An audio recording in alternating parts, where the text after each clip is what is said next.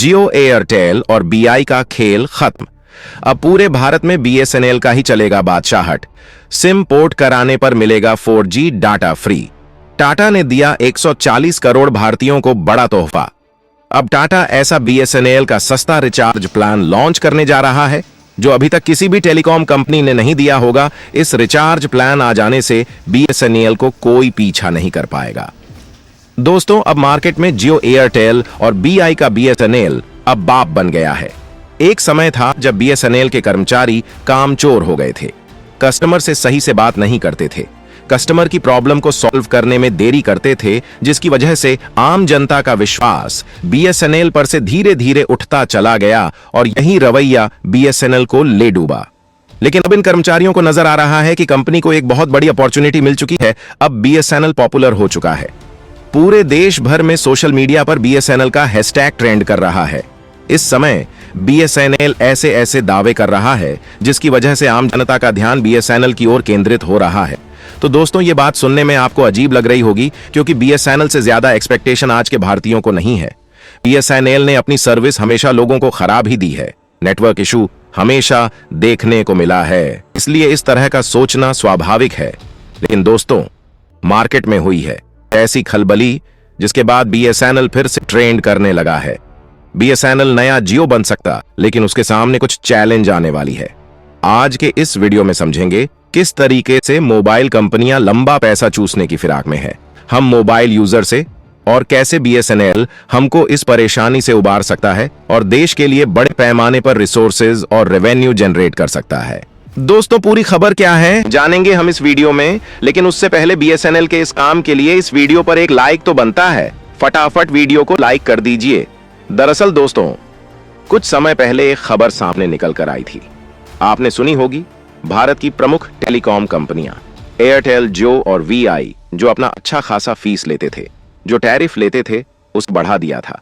मतलब डेटा महंगा, फोन का रिचार्ज महंगा, यानी कि 10% से 27% तक वृद्धि आपके टैरिफ चार्जेस, यानी कि जो रिचार्ज 100 रुपया का मिल रहा था अब वह 127 का मिल सकता है। अब सवाल यह उठता है कि आखिर इन कंपनियों ने अचानक अपनी प्राइसेस क्यों बढ़ा दी? इसके पीछे की असल वजह क्या है? तो आपको बता दें कि हाल ही में जो 5G स्पेक्ट्रम का ऑक्शन हुआ था, यानी कि भारत सरकार ने जो नीलामी की थी 5G के स्पेक्ट्रम की, तो इन कंपनियों ने इसमें पार्टिसिपेट किया था और 1.5 लाख करोड़ का इन्होंने इन्वेस्टमेंट किया है। अब बारी आ चुकी है उस इन्वेस्टमेंट की उगाही करने की, और इन कंपनियों ने एक बेहतरीन प्लान बनाया, एक ऐसी टर्मिनोलॉजी बनाई इन पैसों को वसूलने का आम जनता से, यानी इन्होंने इन्वेस्टमेंट किया और इसका भुगतान अब कस्टमर्स को करना पड़ेगा। दरअसल दोस्तों, इन कंपनियों ने जिस टर्मिनोलॉजी को अपनाया है उसका नाम है ARPU, यानी एवरेज रेवेन्यू पर यूजर, यानी एक व्यक्ति से एवरेज कितना कमा लेती है कंपनियां। तो जरा आंकड़ा सुन लीजिए। अगर जियो की बात करें तो जियो 181 रुपया प्रति यूजर कमाता है, एयरटेल 209 रुपया प्रति यूजर कमाते हैं, बीआई का थोड़ा काम है, यानी 135 रुपया। तो दोस्तों, एयरटेल ने टारगेट रखा है जो 209 रुपया ले रहा है, वह काम से कम उसका एवरेज रेवेन्यू पर यूजर जो है वह 300 हो जाए। अब बाकी कैलकुलेट कर लीजिए, जियो कितना बढ़ाएगा और वीआई कितना बढ़ा सकता है। तो अब मार्केट से उगाही शुरू हो चुकी है कंपनियां। अब जो सर्विसेज दे रही हैं उसकी एवज में पैसा लेना बड़े पैमाने पर शुरू करने वाली है। वहीं देखा जाए तो जो यूजर इस्तेमाल करते हैं उनका बेस बड़ा नहीं हो रहा है। नए मोबाइल यूजर निकलकर कम मात्रा में आ रहे हैं। जैसे आज से 10 साल पहले होता था, उससे स्पीड अब कम हो गई है। ऑलमोस्ट सभी के पास मोबाइल पहुंच चुका है, तो यूजर बेस नया नहीं बन रहा है। और इन कंपनियों को ऐसा करने की जरूरत इसलिए पड़ी क्योंकि अगर वह पैसा नहीं लेंगे तो वह अपनी सर्विस अच्छे तरीके से यूजर तक नहीं पहुंचा पाएंगे। दरअसल इसके लिए नए इंफ्रास्ट्रक्चर को डालना पड़ेगा। 5G इंफ्रास्ट्रक्चर डालने के लिए 5G हर जगह पहुंचाना होगा, इसमें पैसा लगेगा, अच्छी खासी लागत लगी, तो इसीलिए पैसा निकालने के लिए यूजर से पैसा लिया जा रहा है। लेकिन यह जो हाइक हुई है, प्राइसेस बढ़ी हैं, इसने मोबाइल यूज को काफी महंगा बना दिया आम आदमी के लिए, और इसलिए बीएसएनएल फिर से चर्चा में आ गया है क्योंकि सभी कंपनियों ने अपने टैरिफ हाई करने की बात कह दी। लेकिन बीएसएनएल जहां का तहां ही नजर आ रहा है। अगर वह वृद्धि करेगा भी तो उतना नहीं करेगा।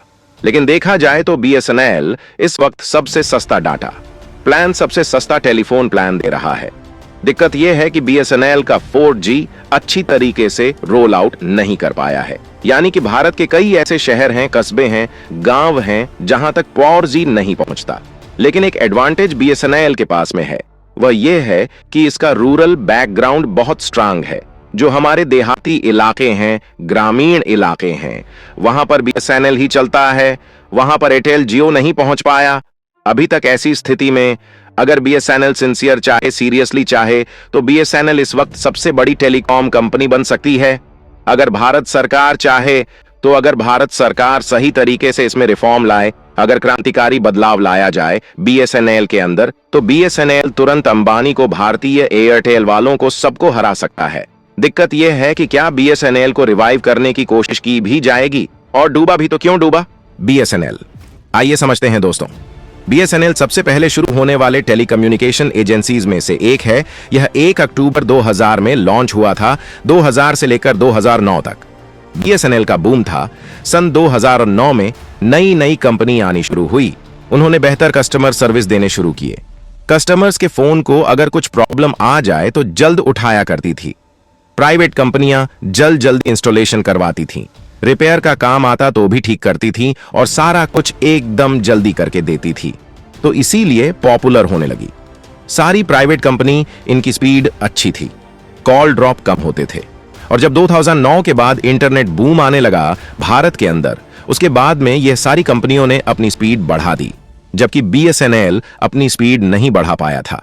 वीडियो उसमें बफर होते ही रहते थे, गोल गोल कर घूमते रहता था, वीडियो आगे नहीं बढ़ता था। अभी भी कई जगह ऐसा सिचुएशन है जहां बीएसएनएल की स्पीड बेहद स्लो है, जबकि इंडिया में 5G तक रोल आउट हो चुका है। टेक्नोलॉजी का यह लैग यानी पुअर कस्टमर सर्विसेज, उसमें खराबी और 4G को पूरी जगह अप्लाई ना कर पाना, ये सारी चीजें बताता है कि क्यों बीएसएनएल से लोग जो हैं छोड़कर जा रहे हैं। हर साल मिलियंस जो मोबाइल यूजर हैं वह बीएसएनएल से शिफ्ट होकर के एयरटेल, जियो या वीआई में जा रहे हैं। और खासकर जो गांव से शहरों की तरफ आते हैं वह अपना नंबर पोर्ट कराना ज्यादा बेहतर समझते हैं। गांव में देखा जाए तो बीएसएनएल की बहुत ज्यादा अच्छी अप्रोच है, रीच है, स्पीड उतनी नहीं आती, लेकिन वहां बीएसएनएल ही काम करता है।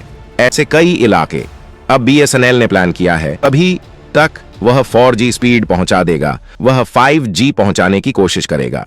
तो दोस्तों, अगर यह करने में कामयाब हो गया बीएसएनएल, तो बीएसएनएल हिट हो सकता है। अगर गवर्नमेंट ने फाइनेंशियल सपोर्ट अच्छे से कर दिया तो डेफिनेटली बीएसएनएल उभर सकता है।